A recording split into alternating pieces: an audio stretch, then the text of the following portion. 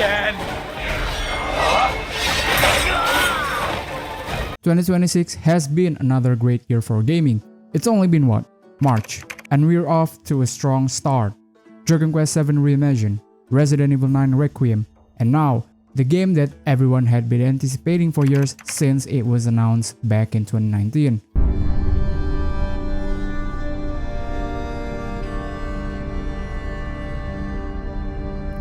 Man, 2019, that was 7 years ago. Shit, Jesus.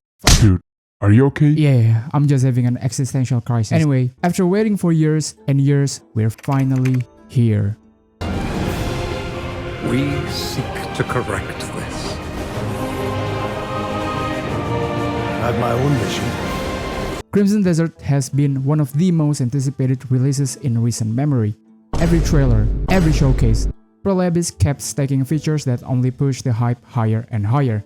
Then, on March 19, 2026, when this game was officially released, it was like civil war. There's been tension between the media and audiences. When IGN gave this game a 6 out of 10, which is pretty crazy, people were going berserk. Twitter, X was on fire.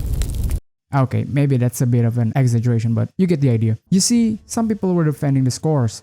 Others were calling it completely out of touch. I mean, it's IGN, what did they expect? So here's the actual question. Is Crimson Desert actually a flawed game? Or is it just another case of expectation that doesn't match with reality?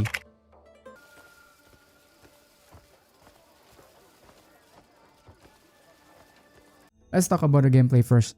So, Crimson Desert uses a multi-button system. If you're on an Xbox controller, right bumper is your light attack and right trigger is your heavy attack. Light attacks don't consume any stamina, so you can use them as many times as you want. Heavy attacks, on the other hand, do drain your stamina, so better use them carefully. Oh, by the way, you don't have to press the button repeatedly, you just have to hold down the button to attack. I noticed this much later in the game because at first I thought that there's a bug that makes your combat input delayed, but turns out it's just me. Most RPG games lock you into some classes, like Assassin, Wizard, Fighter. In Crimson Desert, there's no class. Your character, Cleve, can switch weapons whenever you want. Very convenient. There's a ton of varieties in weapons that you can equip with different movesets so you won't get bored in combat. I believe that you can even do some wrestler moves on enemies, which is very cool. And of course, you can also level up your skill in the skill tree section. But first, you need Abyss Artifact to unlock one skill.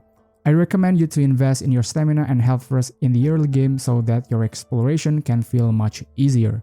Now, speaking of exploration, like a lot of open world games, you're given a horse as your main travel companion. The horse mechanics is decent. It's not as realistic as some other games, but it's not clunky at all. But here's the thing, if you really want to get around faster, you can actually ditch the horse entirely and just fly across the map. It makes exploration feel a lot less time consuming, especially when you're trying to get down from a high place.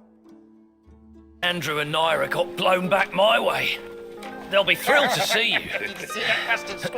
I thought an open world game couldn't get much better, especially with Kingdom Come Deliverance 2. I thought it was the peak of an open world game.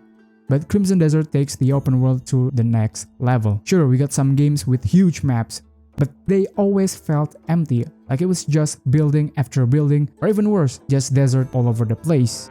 In this game, the world feels very much alive. The town is filled with people that you can interact with and gradually earn that trust with every interaction. It makes you feel like you're actually a part of the world. What really stands out is how the AI NPCs are placed and behave. Some of them are gathered in groups, casually talking to each other, while others are just passing by, going about their day. It's those little details that make the world feel genuinely alive, not staged, not static, but actually lived in. And it doesn't stop with just people. You'll also come across animals throughout the world. Like when you were in town, there were a bunch of cats and dogs, and yeah, you can actually interact with them. You can pet them to gain trust, and if your trust is reaching max level, which is 100, you can even make them your own companion. I love you, Prolabis. I still can't believe not many game developers thought about this. The game features 5 main regions. You start off in Hernon, the first area you arrive in right after the prologue. From there, your journey expands into Demonis, Paleon, Delesia, and finally,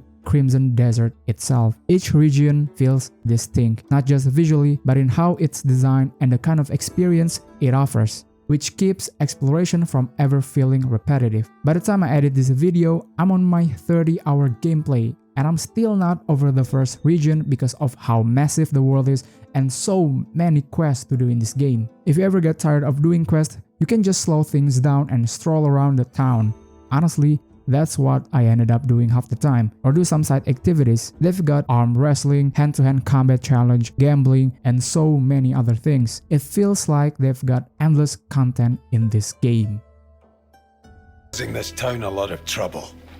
Ah, Greymane.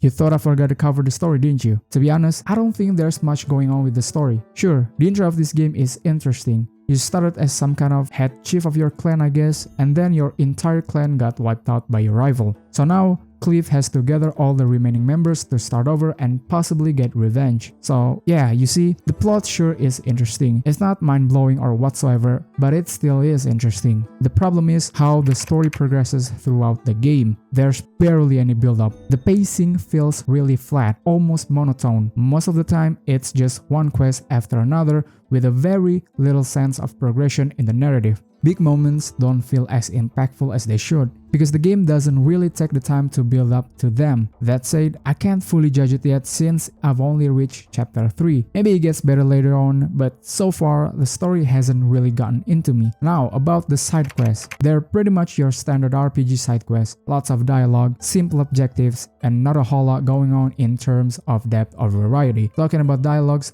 I noticed that every time Clive is in a conversation with NPC, there's some kind of weird, awkward pauses in each dialogue. I hope that Pearl Abyss can fix that in a near future update.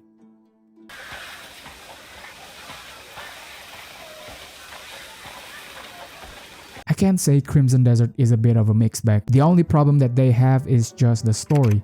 And I'm saying that the story is not bad at all. It's just kinda alright, you know. It's okay. Not Dragon Age Veilguard bad, it's just meh. Most of it is because of the pacing and the build-up. There's really nothing much going on. But for the gameplay, it's magnificent. Everything feels fluid and satisfying. There's a huge variety of moves that you can pull off, and the more skills you unlock, the deeper the moveset becomes. If you just want to keep things simple, you can absolutely get by with a bit of a button mashing. But if you want a more stylish playstyle, the game fully supports that too.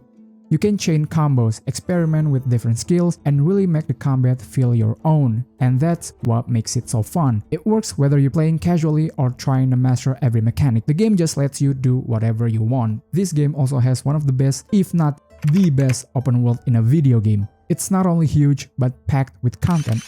Random encounters, people, animals, many things that you can interact with makes the world feel so much alive than most games with a huge empty open world. If you're someone who only focuses on story, this game might not click with you. In fact, you might lose interest pretty quickly, but if you can't look past that and enjoy the gameplay and also the exploration, this is like a hidden gem. With just how much there is to do, I generally don't see myself getting bored anytime soon. Honestly, even after 100 hours, it feels like this game still has plenty left to offer. And I really believe that if Pearl Abyss keeps supporting this game with updates, it's only going to get better and better over time. That's it from me. Like and subscribe if you enjoyed this video. See you next time.